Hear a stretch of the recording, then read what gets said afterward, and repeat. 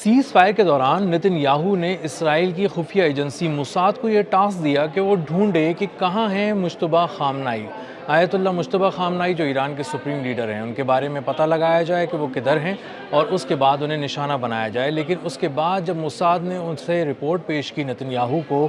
तो उसके वो ख़ुद भी परेशान हो गया और उसके पाँव के नीचे से ज़मीन निकल गई और उसको अंदाज़ा हो गया कि वो अब मुश्तबा खामनाई तक कभी नहीं पहुँच सकेगा।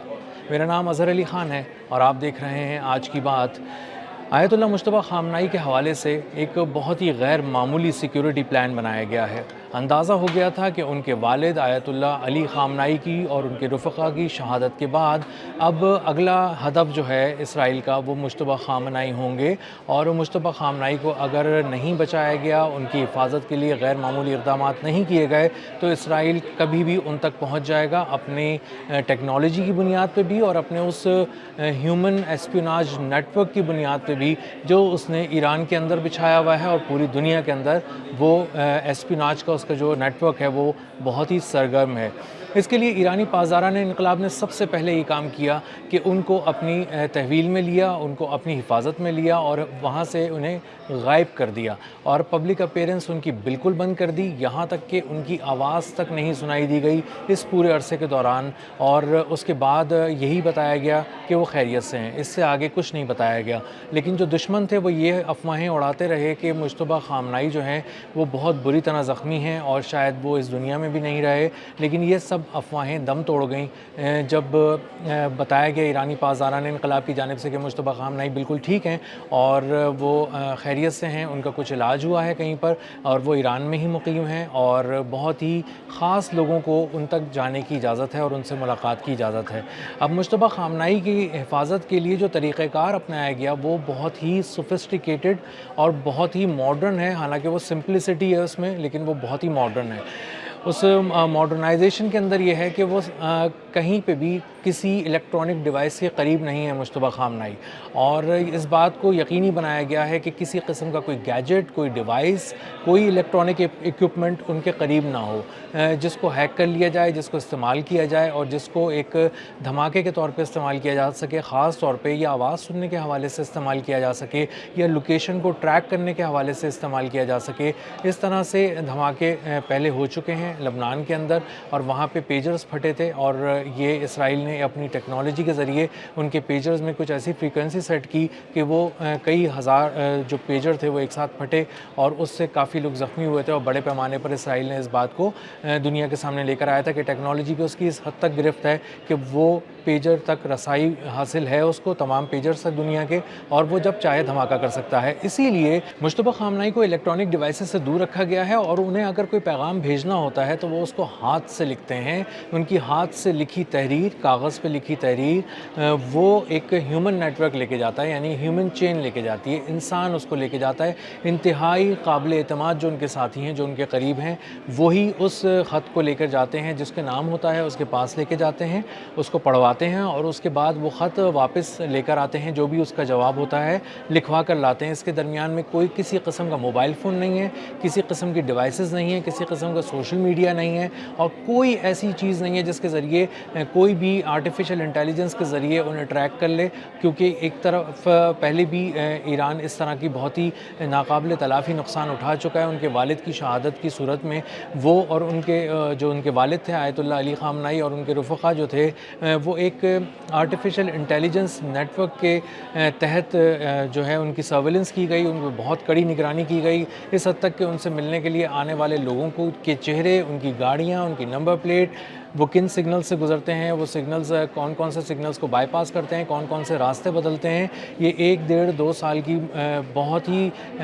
सख्त निगरानी के बाद एक पैटर्न तरतीब दिया गया था आर्टिफिशियल इंटेलिजेंस के ज़रिए, जिसमें बताया गया था कि फ़लाँ आदमी आयतुल्ला अली खामनाई से मिलने के लिए फ़लाँ सड़क का इंतखाब करता है और अगर इस सड़क का नहीं करता तो कौन सी सड़क का करता है, वो कौन से सिग्नल्स पर रुकता है, कहाँ से आता है, उसकी नंबर प्लेट क्या है, उसका नाम क्या है, वो महीने में कितनी बार मिलने आता है और वो किन रास्तों से होकर आता جاتا ہے اور کن راستوں کو چکمہ دینے کے لیے بھی اگر وہ راستے بدلتا ہے تو آج تک پچھلے 2 سال کے دوران چکمہ دینے کے لیے بھی اس نے کون کون سے راستوں کا انتخاب کیا. اس قدر باریک بینی سے نگرانی کرنے کے بعد اسرائیلی انٹیلیجنس اور امریکی انٹیلیجنس نے ایک پیٹرن ترتیب دیا اور اس کے بعد جو آیت اللہ علی خامنائی پہ اور ان کے رفقا پہ حملہ کیا گیا، ایک بہت بڑا حملہ کیا گیا اور انہیں شہید کر دیا گیا. ان سب جو ماضی کے تلخ تجربات ہیں ان کو سامنے رکھتے ہوئے ایرانی پاسداران انقلاب نے اس بات کو یقینی بنایا ہے کہ آیت اللہ مجتبیٰ خامنائی جو ہیں ان تک کسی قسم کی، ان کے قریب کوئی ڈیوائس نہ ہو، کسی قسم کا کوئی الیکٹرانک ایکوپمنٹ ان کے قریب نہ ہو جس کو ہیک کیا جا سکتا ہو، جس کو پڑھا جا سکتا ہو، جس کو استعمال ان کی لوکیشن معلوم کی جا سکتی ہو. اسی طرح جو ان کے ارد گرد جو ان کے ساتھی ہیں وہ انتہائی قابل اعتماد ہیں. صرف وہ کسی اونچی سطح کے لوگ نہیں ہیں ایرانی پاسداران انقلاب کے، بلکہ انتہائی وفادار اور قابل اعتماد ساتھی ہیں اور صرف انہی کو اجازت ہے کہ وہ ان کے قریب رہ سکیں، ان سے بات کر سکیں، ان کے پاس جا سکیں. ابھی حال ہی میں ایران کے صدر مسعود پزشکیان نے ان سے ملاقات کی مجتبیٰ خامنائی سے، اور وہ ملاقات بھی اپنی نوعیت کی ایک بہت ہی اہم ملاقات اس تناظر میں بھی تھی. اس کا ایک اینگل یہ تھا کہ جو لے کر جایا گیا مسعود پزشکیان کو، حالانکہ وہ ایران کے صدر ہیں، سب سے بڑے عہدے پر ہیں ایران کے، لیکن اس کے باوجود بھی سیکیورٹی کا عالم یہ تھا کہ مسعود پزشکیان کو نہیں معلوم تھا وہ کہاں جا رہے ہیں، مسعود پزشکیان کو نہیں معلوم تھا انہیں کس نے بلایا ہے. انہیں ایک اہم میٹنگ کے لیے لے جایا گیا، مختلف راستوں سے گھمایا گیا، ایک خاص مقام پہ پہنچایا گیا. کہاں پہنچایا گیا وہ کہیں نہیں بتایا گیا کہ وہ مقام کہاں تھا. وہ ایک سیکرٹ لوکیشن تھی، وہ ایک خفیہ مقام تھا. وہاں لے جا کر ان سے ملاقات کرائی گئی مجتبیٰ خامنائی سے، اور وہ 2.5 گھنٹے طویل ملاقات تھی جس میں مجتبیٰ خامنائی نے تمام سیکیورٹی امور کا جائزہ لیا، ان سے بریفنگ لی، انٹرنل سیکیورٹی کی صورتحال کہ ملک میں کیا صورتحال ہے، ملک پر درپیش جو سیکیورٹی چیلنجز تھے، باہر سے دشمن کیا سوچ رہا ہے، دشمن کیا کر رہا ہے، دشمن کس طرح کی پلاننگ کر رہا ہے ایران کے خلاف. یہ ساری باتیں اس میٹنگ میں ڈسکس ہوئیں. اور اس 2.5 گھنٹے کی اہم ملاقات کے بعد مسعود پزشکیان کو اچانک ہی باہر نہیں لایا گیا، بلکہ ان کو ایک خاص پروٹوکول کے تحت باہر لایا گیا. بہت ساری ایک جیسی گاڑیاں تھیں، بہت سارے راستوں پہ وہ ایک ساتھ محو سفر تھیں، اور بہت سارے راستوں میں انہیں گھمایا پھرایا گیا ان گاڑیوں کو، اور یہ شناخت مٹا دی گئی کہ کس گاڑی میں مسعود پزشکیان ہیں. اور اس کے بعد ایک ہی طرح کے بہت سارے پروٹوکولز بنا کر مختلف جگہوں سے گھمانے کے بعد ان کو ایک خاص مقام پر لے جایا گیا جہاں پر انہیں بحفاظت پہنچایا جانا تھا. تو دشمن جب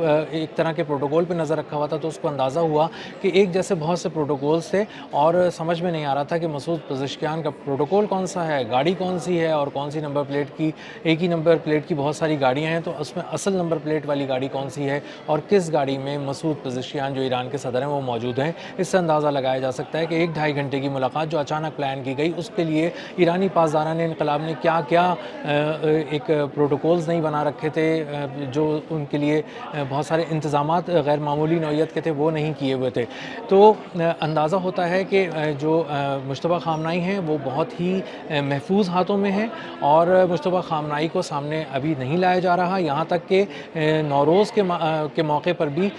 موساد نے بہت ہی خفیہ طریقے سے ان کو ٹریک کرنے کی کوشش کی کہ شاید ان کی آواز کہیں سے سنائی دے، شاید اب اس آواز کی کسی طرح کے کرٹیکل انالیسس سے یہ اندازہ ہو سکے کہ وہ کس مقام کی ہے، کہاں پہ ہو سکتی ہے، اور اس سے ان کی صحت کا اندازہ بھی ہو سکے. لیکن کسی طرح کی آواز بھی نہیں سنی گئی. ایک تحریری میسج تھا، ایک تحریری پیغام تھا جو قوم کے نام نوروز پہ آ گیا، اور وہ ایرانی قوم کو پڑھ کر سنا دیا گیا. تو اس وقت جو مجتبیٰ خامنائی ہیں ان کی نگرانی موساد مسلسل کر رہی تھی، سیٹلائٹ کے ذریعے بھی، مصنوعی ذہانت کے ذریعے بھی، آرٹیفیشل انٹیلیجنس کے مختلف ٹولز کے ذریعے، اور مختلف انداز سے جو اس کے جو روایتی انداز ہوتے ہیں اور جو غیر روایتی انداز ہوتے ہیں، جو جدید انداز ہوتے ہیں، ان سب کو آزمایا گیا. لیکن اندازہ یہ ہوا کہ وہ اس وقت بالکل گرفت میں نہیں آ سکتے، کیونکہ وہ کسی الیکٹرانک ڈیوائس کے پاس نہیں ہیں اور اپنی کسی طرح کی بھی ڈیجیٹل کمیونیکیشن سے جڑے ہوئے نہیں ہیں، اور وہ اس وقت بھی جو ہے وہ پرانے زمانے کی کمیونیکیشن کر رہے ہیں تاکہ وہ محفوظ رہ سکیں. جب یہ رپورٹ نتن یاہو کو جمع کرائی موساد نے اور بتایا کہ ہم ناکام ہو چکے ہیں ان کو ڈھونڈنے میں، نشانہ بنانا تو بہت دور کی بات ہے، ہم ان کو ڈھونڈ بھی نہیں سکے مجتبیٰ خامنائی خامنائی کو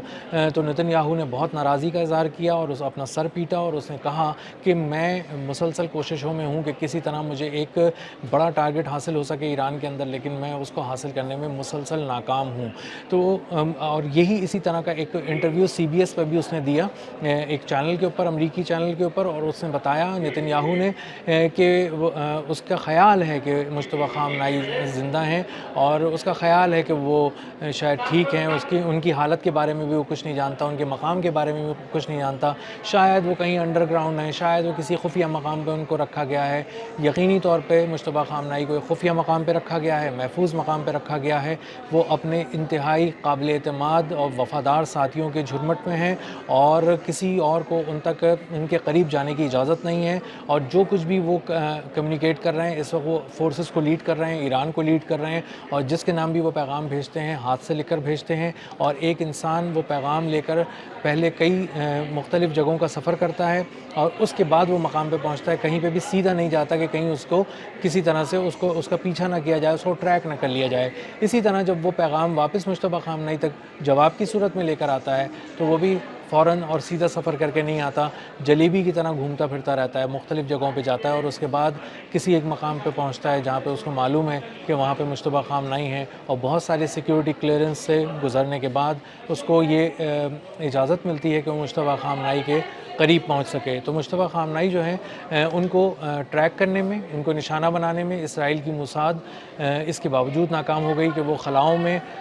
جا کر اپنی سیٹلائٹ کے ذریعے دیکھ رہی تھی، وہ زمین کو کھنگال رہی تھی، زمین کو الٹا پلٹا رہی تھی، لیکن وہ مجتبیٰ خامنائی تک نہیں پہنچ سکی، اور آخر میں نتن یاہو کو یہ رپورٹ دی گئی کہ وہ ان کو وہاں تک پہنچنے میں اور ان کو نشانہ بنانے میں ناکام ہو گئی ہے، اور اس کی وجہ یہی ہے کہ ایران نے ایک غیر معمولی حکمت عملی ترتیب دی ہے، اور وہ پرانے دور کی حکمت عملی نئے دور کی حکمت عملی پہ غالب آ گئی ہے، اور وہ جو روایتی سی ایک حکمت عملی ہے ہاتھ سے لکھنے کی، وہ اس نے مصنوعی ذہانت کو، آرٹیفیشل انٹیلیجنس کو، اور وہ بھی اسرائیل کے آرٹیفیشل انٹیلیجنس کے لیول کو شکست دے دی ہے۔ اب تک کے لیے اتنا ہی، ملتے ہیں اگلے ولاگ میں کسی نئی خبر، نئے تجزیے اور نئے زاویے کے ساتھ۔